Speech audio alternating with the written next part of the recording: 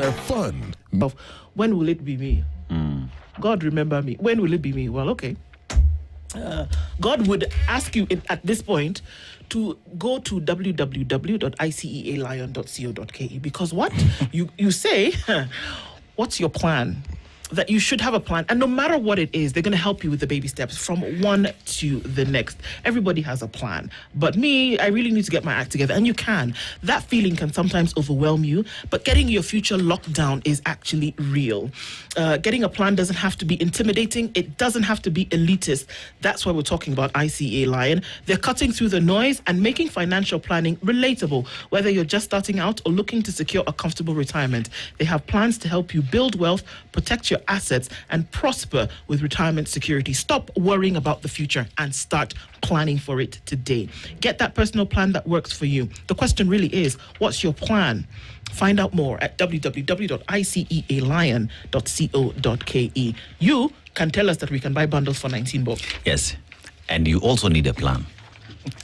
And the plan that you're talking about is a plan that will enable you enjoy unlimited internet, and it is affordable. 19 shillings, 1 hour of unlimited internet. 45 shillings, 3 hours of unlimited internet. So that means with these plans that you're talking about, you are able to maintain your status of life, the comfort that you enjoy every day. You enjoy your music streaming. You are attending class. You're booking your tickets. I know everyone is traveling right now.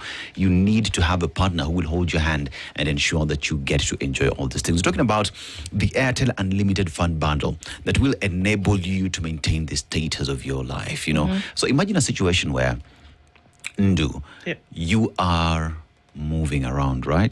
So you are connected, maybe you're roaming, you are enjoying communicating with people, and then all of a sudden you're being told you have 5 minutes. You have 5 minutes. Let's go. Data yako inaenda kuisha.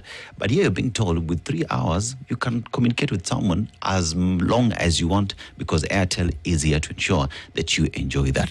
What is your FOMO? Which is the situation that has happened in your life that you want to share with us today where internet let you down? Talk to us, talk to Christine through our social media platforms, and she will pick that convincing message, that tantalizing fear of missing out situation, and you will be able to get yourself airtime worth 3,000 shillings. In the meantime, remember, *544# is where you go to, or you go to your My Airtel app or buy the Airtel SIM card. If you're not yet there, go to your Airtel shop and buy yourself an Airtel SIM card, and you're able to enjoy these amazing bundles. Fantastic. And that's what we need to do. Let's get into it and get into it proper. We're having a conversation around beyond the ballot, what it actually means after those votes have been cast, and rebuilding integrity in Kenya's elections. Joining us this morning, Mulay Musau is the national coordinator of ELOG, the Election Observer Group. He's here with us this morning. Mulay, good morning. Good morning to you, Ndu. How are you doing? I'm good. Yeah? Elections came and okay. still coming.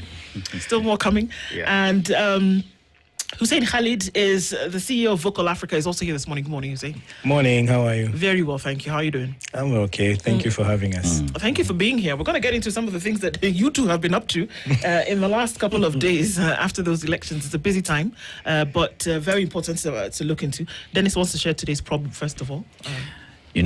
They say politics is local. Today our proverb is local. And it comes from people around game reserves, parks and all that, right? And this is what these amazing people say. A leopard cannot change its spots. What do you think that means? I think a government bent on stealing elections will stick to it, no matter what you do. They will try, they will pull, they will push, and do everything they can, And for me, it's very clear that as a country, as a people, we need to try as much as we can to ensure that the leopard this time does not stick to its proverb. Sisi watu ambao tunaishi karibu na parks, Mombasa, wajua, we have marine parks, we have national parks, we have all that, and we interact with wild animals. Unfortunately, sometimes not in the right context. People are thrown there, saa zingine kuuliwa by security forces and stuff like that. So we've seen it all. But that proverb is quite interesting. And for me, and the topic of discussion today, it fits perfectly well. And this is why we are here, I think, with Mule, Ilog, and everyone. And we want to make sure that this time those spots are changed. Indeed. My only difference with Khalid is that it reminded me of a story about Mobutu Sese Seko, the former president of Zaire. Then Zaire, now DRC Congo, where he called himself the leopard. And I remember in a lot of the analysis which was done around that time, there's somebody who actually said the same thing. I said, you guys have been expecting Mobutu Sese Seko to change until the last day. But you remember, he called himself the leopard. And what do Africans say about the leopard? It never changes. Skin. Yeah, There's also a song, Umejivalia ngozi ya kondo.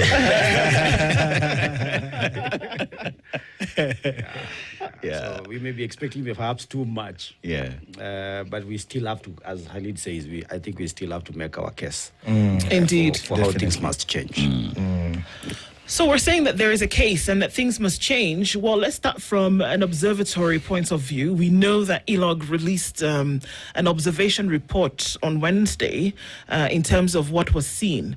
And for all because we read it, for all intents and purposes, you told us that what you saw in this election was a skeleton of the IEBC performance, but there was no flesh, blood, veins, or vessels. Well, one of the things, first a correction, that we issued a final statement. Final statement, not a report. Not a report, okay. Because we got to give the report. And that report will be more specific. Okay. Because we got to go to the incidences themselves, where we can be able to report from this, from Malaba, from Magarini, everywhere. We need to give the details because people need to know. Where we name names and so forth. Yeah. So for me, what we said and in that report was that we say that IBC punched way below their weight. It's an independent commission. It's been given the powers to be able to run and manage our elections. Yeah. And they go through public vetting. These are some of these officers, people who are very good, have a lot of experience. Some of them are very good election experts. Kenyans have entrusted that body, or at least an independent agency called IBC, with all the powers, protections, and everything to run those elections. So when they don't do that, or when they do it to some extent, and then they leave out some glaring issues, like overall management and control of the entire electoral process. The police who go to IBC, for instance, are delegated to them, are given to them for purposes of control. They are under the direction of IEBC. IEBC assumes authority over the police and the security forces that come towards addressing issues to do with security, or trying to control security, providing security and ensuring there's a peaceful environment. So it is still the duty of IEBC to ensure that there is peace. Yes, it is a police directly, but they are under the command of IBC at the time that we are conducting an election. And so when we see this violence across the country, we see people dying for the sake of an election. In 2017, when IEBC believed that there were some areas of the country which are so hostile and so volatile that they could not conduct credible elections, they suspended those elections. Remember the ones you remember the presidential rerun? Yes. Yeah. There were areas in Nyanza where they said we can't be able to hold elections in those counties. So it's not a foreign thing. The precedent has been set. Okay. The precedent has been set. So if you feel, and you can do this, the early warning signs are always there. The campaigns were violent, you remember. So if you're ready to able to determine beforehand that these elections are going to create a situation where somebody is going to die, or somebody is going to lose their life, or property is going to be destroyed, or people are not going to be allowed to go to the voting polling stations because there is fear, the intention in the environment, then you can call off those elections, or you can disqualify those candidates. I don't think it is enough to find them. These people they amass a lot of money. Anybody who wants to run these elections in Kenya has a minimum of 20 million somewhere. I mean, we have seen from studies that you have to have a lot of money. So when you find them really 1 million shillings, I don't think that's... Therefore, Khalid, that's enough. Based off what Mule has just painted. Yeah.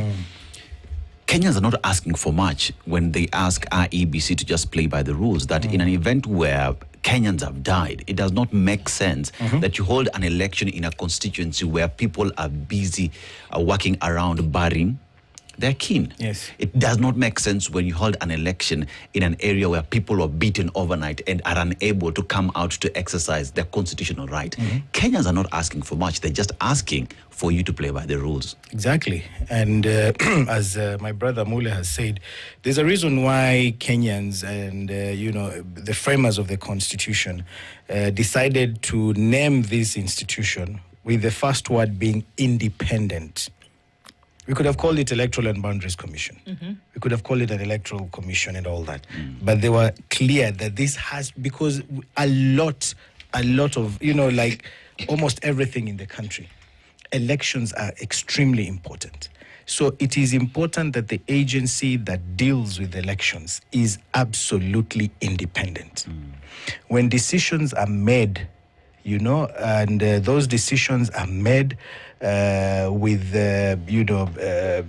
people behind you pushing you to make those decisions, it really, really, really erodes the trust. The biggest problem Kenyans have, the reason why we have so many checks and balances in our elections is because of that mistrust. Here is an institution that has been given the independence, also to speak, to ensure elections are free and fair. And then you see, blatant violation of electoral laws, blatant violations of regulations, electoral regulations and rules, and then you do absolutely nothing. How do you have cabinet secretaries, politicians inside a polling station, campaigning on polling day? Going even inside, those polling stations, a politician filling in a form saying she's an observer. How can a sitting politician, a woman representative, fill in a form as an observer? That's not possible. The best you can be is an agent. And you have IEBC there.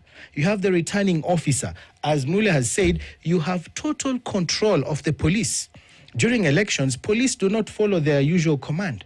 They follow orders from the IEBC. So you have all these facilities, you have all these resources at your disposal, and then you do absolutely nothing. How do we allow public servants, a speaker, a cabinet secretary, you're supposed to be working for every Kenyan, yet you're going out there engaging in partisan politics, using resources from the government. You're going there with government vehicles to campaign for a candidate. So you have all this, and then you call yourself Independent Electoral and Boundaries Commission, and you do absolutely nothing about this. This is why we are angry. And we're saying, if we don't take the necessary steps now, if we don't rein in on these politicians and these institutions that are supposed to be doing their job, we will be the ones to suffer even worse come 2027. That's why we must shout now. That's why we must scream at the top of our voices, because we are looking at 2027. And if these practices are allowed, to proceed unchecked, then we will have ourselves to blame come 2027. It's interesting because we did pose this question to the IEBC just a couple of few days ago, and just to be able to get a response from both of you, is that one of the things that they said is, well, you can't say we've not done anything. We've condemned in the highest terms possible the violence that we saw. We condemned and we urge and encourage the politicians to, conduct themselves, and civil servants to conduct themselves with decorum. Is condemnation and encouragement enough in terms of action, Mule? I don't know if do you remember when that statement was released? Which one specifically? That particular one on condemnation. He said it here where Halil is sitting this morning. He sat here on Tuesday, Monday. No. It was yes. What I'm saying is, do you know when it was released? Yes. But do you know when it was released? Oh, right. Yes. It was released around 5. Yes. On the day of that election. Yes. Did we have a campaign period which was violent? Yes. Yes. Did we have an election eve which was very violent? Yes. Did we have an entire day of running battles? Why would we want to condemn violence at the end of the day, after the fact, basically? Yeah. So I think they fell short of the expectations in terms of what they ought to have done, and that's why I said these are things which need to be preempted. When we say elections needs to be conducted in a credible, peaceful, free and fair environment, we do not wait until it happens and then we start asking ourselves whether it was a peaceful environment or it was a free and fair environment. We try to put in place things, mechanisms, frameworks that allow us to ensure that there is a guarantee before the act that this is, and that's the time you call out. That's the time you say, should we find anybody perpetrating violence? Should we get anybody who is inducing people? Should we find a public official who is participating in this? You start telling people, this is what we're going to do. If we find you and your candidate, we are going to disqualify you. If it's a party, we'll disqualify all your candidates, even in these elections. Or we're going to stop the elections forthwith. So you say those things before, so that you read the Riot Act before. You don't wait until it is over, and then you just say, we condemn this violence, because it's already happened. Now, a number of offenses, Khalid is talking about these offenses and what has happened and how the impact of that to the voter. Remember, these elections belong to the people. People are the ones who you are trying to create an opportunity for people to choose their leadership in an atmosphere where even the oldest, the sickest, the youngest, the most marginalized person can access a polling center or a polling station to be able to conduct that, to exercise their sovereign responsibility. That does not happen because they are running battles. That does not happen because money has been given. Blankets have been issued out, mattresses all over the place. And suddenly people are coerced. You remember in our statement we said that there were even people inside the polling station who are taking photos of their marked ballots. Usually that is an instruction given outside. We are not going to give you this thing if you do not convince us that you voted for a person. And how else do they confirm? Take a photo. And that's the reason why it's not allowed. Our elections are by secret. It's one of the greatest principles of our elections. Secret ballot. So, Khalid, Naam. let's look at the Independent Electoral and Boundaries Commission. The word independent, where am I heading? You look at the independence that gives our IEBC the power to act, the power to call out individuals, the power to sanction, the power to postpone or even cancel elections, right? Because someone has not played by the rules. Election regulations become law because everyone has to play by the book. Yeah. Now, here's a situation where candidates are going against each other to be able to convince the citizenry that they deserve the vote. But you have an individual who is being supported by government machinery, and at that point asks the question, where is the fairness in this exercise? Where is the independence of IEBC to exercise that law and to operationalize the policies that it has put in place? Did we see an independent IEBC during the election? And what does that then mean for Kenyans come 2022? Do Kenyans now trust IEBC? 2027. 2027, yes. You see, it has to be stated very, very clearly that for the IEBC, which has powers to suspend elections, powers to disqualify candidates, and then in the face of gross electoral malpractices, including killings, violence, destruction of property, and you opt to simply condemn, that is perpetuating impunity. And when you perpetuate impunity, it leads to breakdown of law and order. And when you do nothing, it means you are attracting chaos, you are attracting further violence, and you're attracting people to believe that you as an Independent Electoral and Boundaries Commission are powerless and that, people can then go ahead and do as they wish. It is, unfathomable that you would have this kind of violence and yet you proceed with elections and you even declare winners. We don't want to see this. You can imagine these were just, 22 by-elections. Yes. Imagine a country where you have the same scale of violence now for the entire nation, where people are voting presidential, senatorial. Will be worse than Tanzania. So it is very, very important that we deal with this issue right now, and we tell the IEBC, do not be afraid, do not be intimidated. You have powers, act independently, be decisive, and ensure that, rules are followed by everyone. I think for me, this is very, very, very crucial. And I hope that IEBC is listening.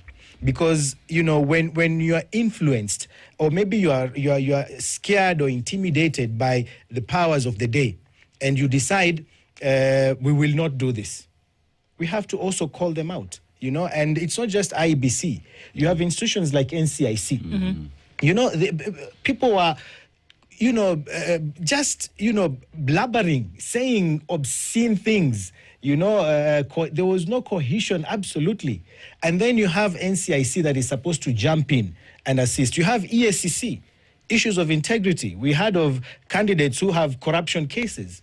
Where were all these institutions? So yes, IEBC at the helm, but then you also have other institutions. Police were absolutely selective in their responses. If it is, an issue touching on one side, particularly the government side, they turn a blind eye. When it's an issue dealing with the opposition, then they rush there very quickly, So these institutions that are operating, they're supposed to be independent. They're supposed to be, doing their work. County commissioners, chiefs, who are recording, people who are attending meetings, and the county commissioners telling them, you will only get development if you choose people who are close to the government. How do you have such a system in place? So for me, these elections, as our preliminary report, we titled it "Not Free, Not Fair, Not Credible." And we stand by our word that these elections are exactly how you should not conduct an election. Okay. These are serious things that we are saying. That previously, when we saw by-elections take place in the country, it would happen and people would continue with their work as though nothing happened. We did see in that case that when there was a recall of election in certain places, an election was suspended. So it is within the power of IEBC to say, you know what, we see things going in a direction that would possibly be very dangerous. We can put a plug in this thing and say, guys, until we're all going to behave ourselves and do what we are supposed to do, let's not have this election. Why does it appear as though it would be so difficult to then do that? Because what it does is that there's already blood in the water. Yeah. People are already looking at this thing and saying, come 2027, it's going to be a fiasco. If a by-election with just 22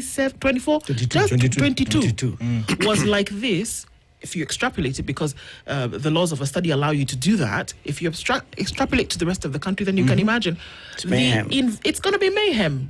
This is 22, usually have over 1,000. Right. This is 22, and there are 1,480 elections that take place during a general election. Actually, it is 1,882. 1,882 elections, including the presidency, which take place. The wards alone are just 1,450.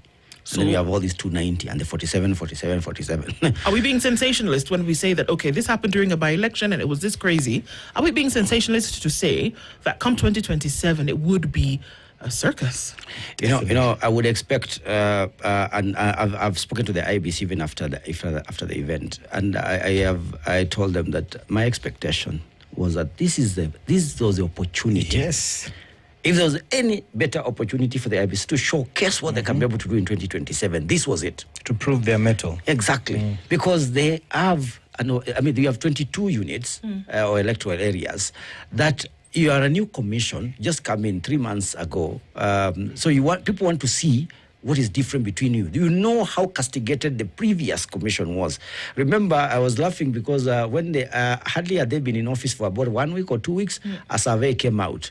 And that survey said that people have no confidence in the IEBC. And I remember we were all laughing saying, these guys have just been there for 1 week. Of Give course, it the a commission, minute. but the people have no confidence in the IEBC. Of course, it was because there was still some, it was a laggard from the previous the commission, because people just don't have confidence in the way elections have been managed in this country for some time.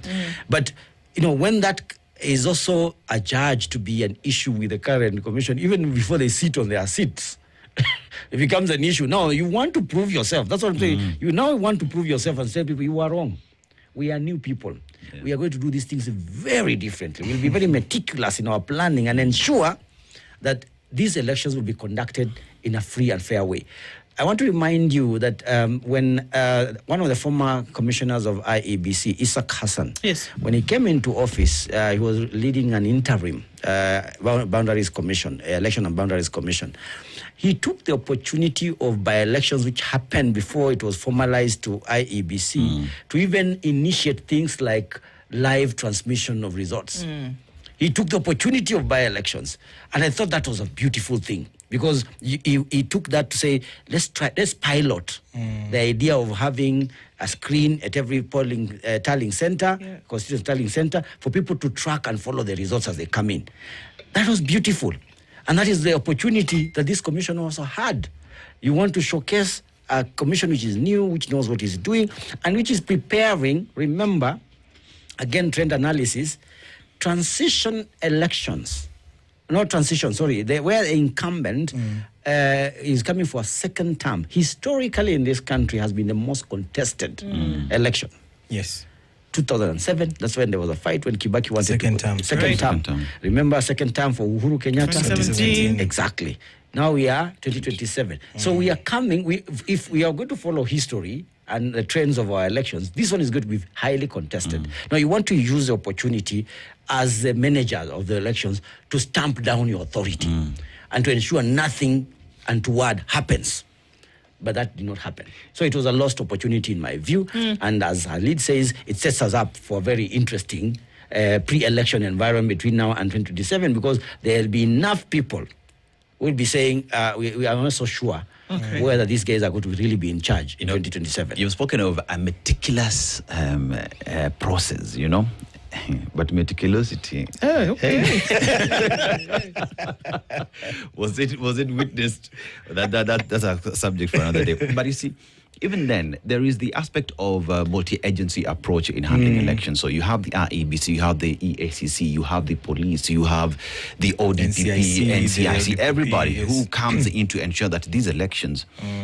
Don't leave out the political parties. And political parties as well. Everyone has to play by the rules, right? But here's a question where there is a report, EACC has given a report, says these individuals should not, But we pose the question here to IEBC, and there is a self-declaration form that one has to present before IEBC, and there is a stamp from EACC and everything. And one would have hoped that because it is a set of the candidate that has brought this form, that one would just pick the form, because we are in a multi-agency setup, that I'll pick up the call and say, Halid from EACC, how are you? This individual has come here. Have you cleared them? NCIC, do they have a case behind them?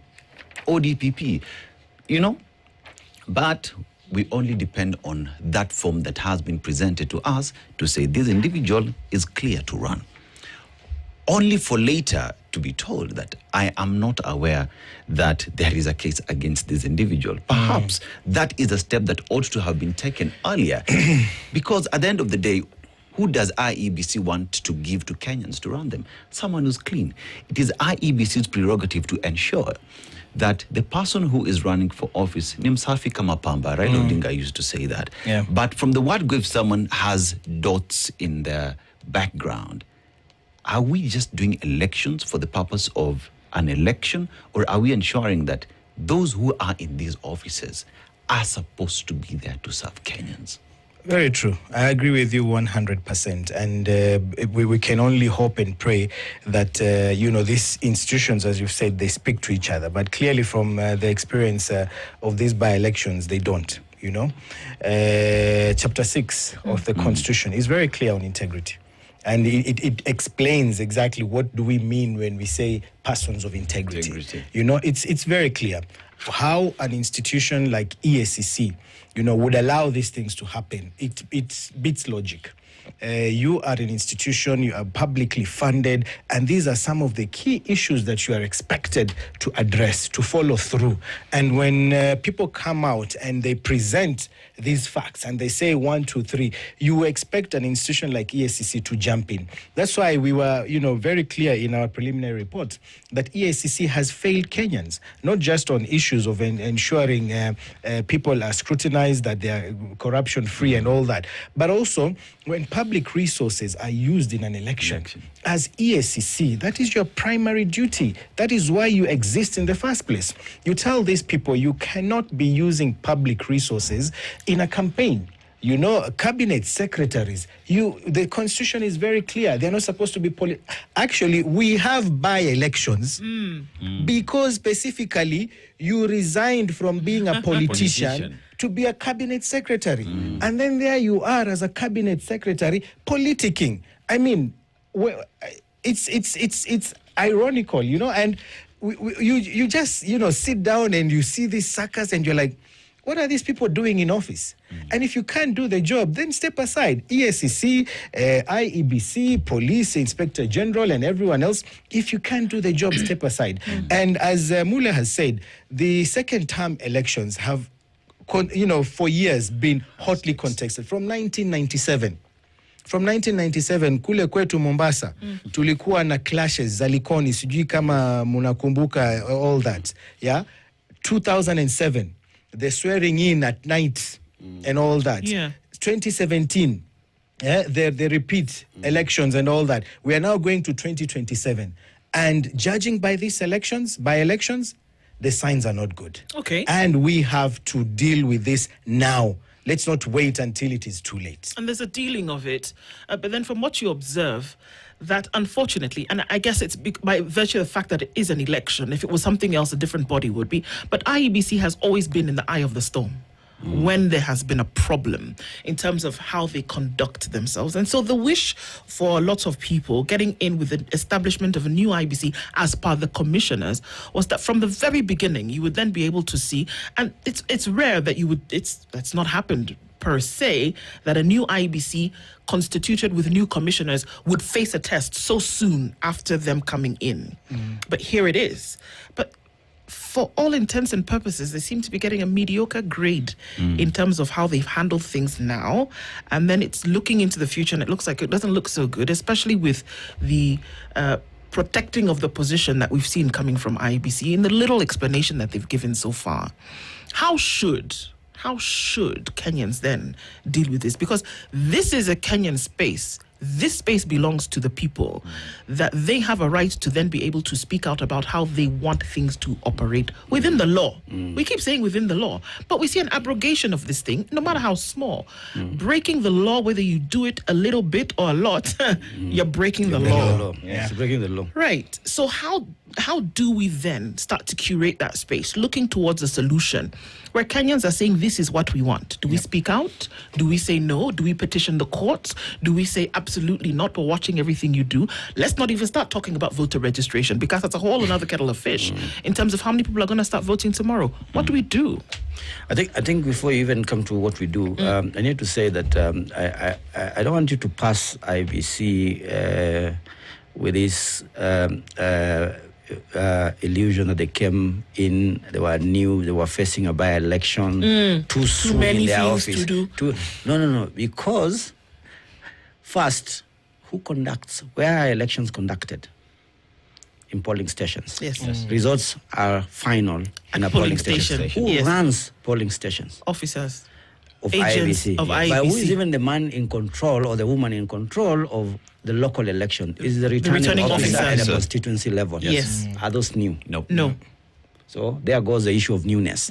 There's nothing about newness in there. Here is just a talk of policy level new board who when they expressed their interest to become commissioners, knew what was at stake.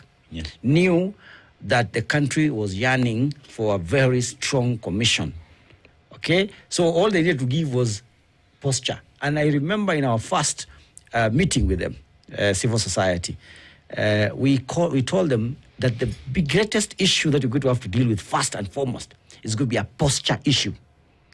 What posture do you give to the people of Kenya to start having confidence in terms of how you handle any issue which will come to you, whether it was the voter registration which started or the by-elections which are coming? And we even told them the things which are on their way.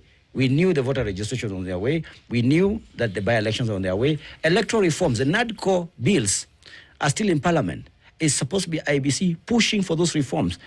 In one of those NADCO bills, they talk about legal reforms having a cutoff point, which is 18 months to an election. 18 months to an election is February next year. So if that is not top on your agenda as you're coming to the office and saying, how to improve elections is actually to conduct these reforms, because there have been proposals, our leaders given proposals, I've given proposals, Kenyans have given proposals about how we can be able to improve our elections. Some of them are contained in those bills in Parliament.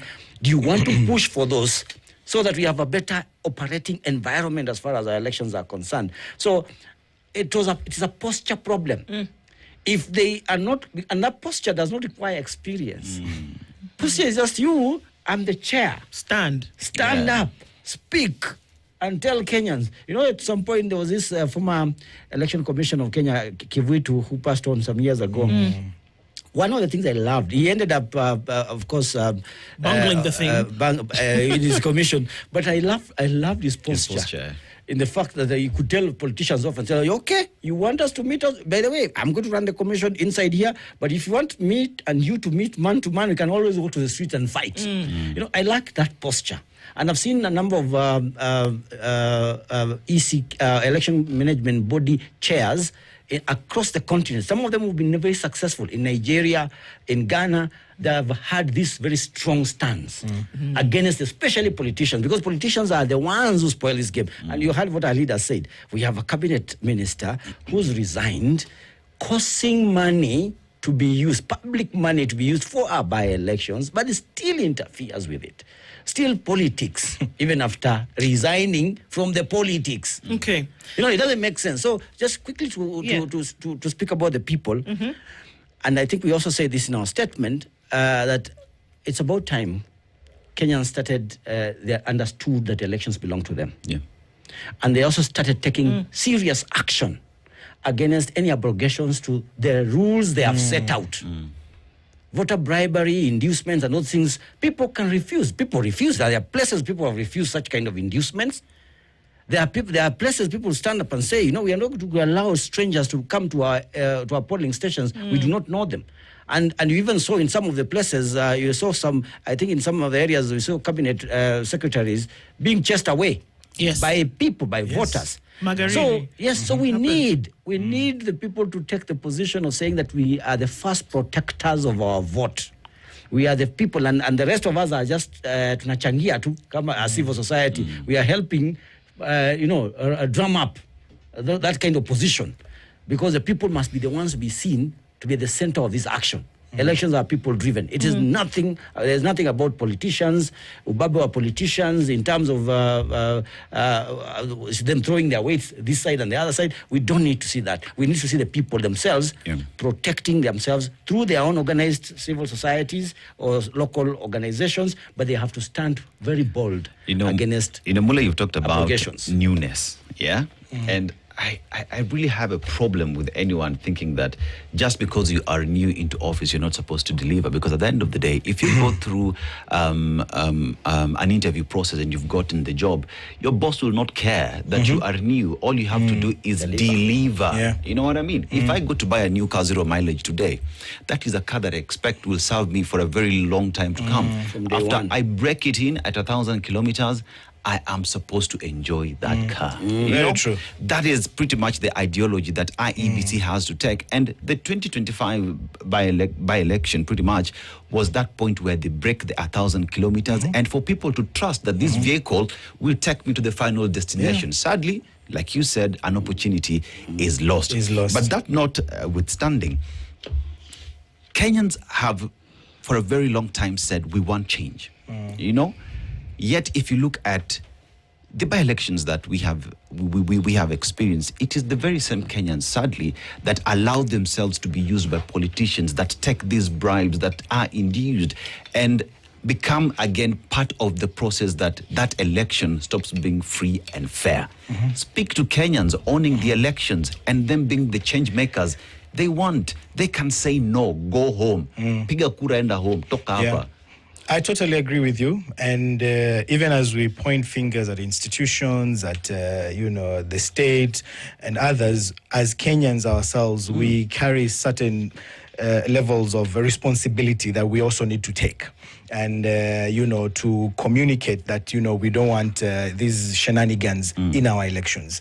And I believe that to a certain extent, particularly in these by-elections, that was witnessed, when they chased away politicians, cabinet secretaries, when they said, we want independence. I think we saw some very old people even being carried into polling stations. We saw even the persons living with disabilities, being helped to go in and to deliver, on your civic duties and to make sure you play your part. But again, let me also say that there's a reason why we have institutions. There's a reason why we are complaining about these institutions, and it's because they carry the heavier responsibility and the mandate to deliver. You can't have a police service that is already one-sided. People are calling you, there is a problem, there is an issue, and then you decide we will select where to go and where not to go. And for me, the question that Ndu asked, what do we do? One thing that we can definitely do is take action right now against the malpractices that were witnessed. Those who are involved in the murders, we are talking of 22 by-election areas. 3 murders, at least we recorded at least 3 people who died from these by-elections. So if 22, we have 3. Imagine during a general election when we'll have 1,800. That is almost like 90 times more. So you're looking at 90 times 3, to hundreds of Kenyans. And we can't allow that to happen. Yep. So we must send a very clear message that you are involved in this, action is taken. You are a cabinet secretary, you are a politician, you are seen. Here is very clear evidence. You are inside a polling station, you are doing this, action must be taken now. So that, you set the precedence. You're involved in election malpractices, you're involved in, a fraud of any kind, action will follow. So we expect that to happen. And we've written to the IEBC. We're going to share as we're finalizing the full report. And we'll give out all the evidence. Failure to which, if they don't take action, we will go to court and take them to court for failing to deliver on their mandate. This is the message that we need to send to everyone. That rules are non-negotiable. Non-negotiable. Yeah. Everyone follow the rule so that we can have peaceful and free and fair elections. So perhaps it's something that both of you can weigh in on, and it's that sometimes opportunity is provided in a situation whereby it looks really bad, right? But then an opportunity comes out of that situation for you to do something about it. That things like this happen so that people can actually take up the gauntlet and say, we're not going to allow this happen. And maybe we can be vehement in our position whereby, or the people's position can be one that is applied with vehemence to say, we won't allow this to happen and set the precedent for the future. How do we deal with the issue of being a private citizen vis-a-vis a public officer? Because this is the argument that is being used today. Mbeere North, for example, the CS, the deputy president will tell you that they are constituents and that they were there voting. But then one would ask the question, and I keep asking, how much does it take to move the deputy president in a day? The resources that need to be gathered to move this man from one place to the next. Are those his own resources? No. That there's security, that there's vehicles, that there's personnel, that there is his upkeep holding that office? Or do we say that because he's going to participate in this election, he's then stripped of the DP trappings for the day, or for the days, or in this case, for the 60 days that he was in Mbeere North, and then he doesn't do his job as the DP on those days? Can you say that at an individual level, his position is stripped of him while he's doing this and he's a private citizen, and then it comes back later. This is just one example, because that is the explanation that is being given by proponents of that particular position. Wole? You can't. The deputy president is both a private and a public individual, and you're not going to divide those two individuals. I mean, the body cannot be divided into two, unless there's a clone somewhere. But in my view, it's a question about being professional, and there's something called professional etiquettes, and there's ethics that we employ in our leadership and in our whatever position and responsibilities we are given. You can decide to act as an adult, or you can decide to act as a child. Right. You can make a decision. But if you're going to go to a meeting where people are discussing serious adult issues, you choose how you want to behave in that meeting. And I don't think you want to behave like a child in a meeting like that. So you want to be able to posture yourself as a person. And that's why we have protected it. That's why we talked about the leadership and integrity issues in the Constitution, where there is a certain framework that allows us, or that guides our behavior. In fact, all these things are inscribed somewhere, so that lest you forget, or lest you assume that maybe in your mind, I can't remember how I was supposed to. We have put codes of conduct. We have put it in the Constitution. It's all over on how you're supposed to behave at certain times. A very good example in this by-election is that the president, he could have been accused a little bit of still weighing in on the by-election a number of times. But if you looked very closely, he tried as much as possible to steer away. Why was that not possible for the deputy president? Why wouldn't that be the same kind of thing that the deputy? And we've seen times when the president decides to weigh in really on an election. We've seen what happens, and you even see the kind of things that they do, which means they know that there is a space they're not supposed to get into when we're having these processes. So I think it was a choice issue. He decided to actively participate, despite the fact that the code of conduct is a professional ethics which are supposed to be in place. There is also a clear article on the Constitution that gives a framework, guidelines on how people need to behave themselves, and we know why it is unfair. We don't even need to explain why it is unfair for public resources to be used one way or the other in an election where there are contestations between a governing party or people in the governing party and people in the opposition. It's totally unfair. It's a skewed environment. So I think for me, that's the issue that, I've said this. I always summarize it in two words: political bad manners. Tabia mbaya too. People choose to have bad manners deliberately. Yes. Simule, ignorance of the law is never an excuse. Exactly. When you talk about what the law says and regulations given by IEBC, that is the law. We're talking about the professor of the law. Exactly. What you mean? Exactly. We're talking about a cabinet secretary who was a legislator. What is the work of a legislator in the National Assembly? To legislate. They that pass means those laws, passing and drafting laws is your number one priority. Former Attorney General. Former Attorney General. Who is supposed to be the reference point when it comes to some of these issues. That means it is well documented. People know what they ought to do. They just choose not to. And this is what I'm saying. This is, it's not even ignorance. It's deliberate. They know what they're doing, but they still went ahead and chose to break the law. There must be consequences. Impunity. There must be. We cannot, allow impunity of this order. We have to take action. And this is why we're saying, why are we not doing anything? You want us to just forget everything, move on, business as usual? When, individuals, as we've said, former attorney generals, professors of law, have openly violated the law. There has to be something done to curb this. Otherwise, you're then telling people, he did it, so why are you coming after me? So if we deal with this now, and this is the time for IEBC, you prove your mettle and you say, no, we are not going to allow this to happen. And take action so that you stop others who have similar ideas or think that they can actually get away with it. And if we do that, I think then we have a better way of That's the conversation, and it's about, I mean, looking at just, you don't want to be, you're not shy about it, saying it as it is and getting these things done. Yep. And the people be at the center of all of this, and that we can have these conversations and push this agenda, I think is important. And we want to thank you both of you for doing that for us and with us this morning.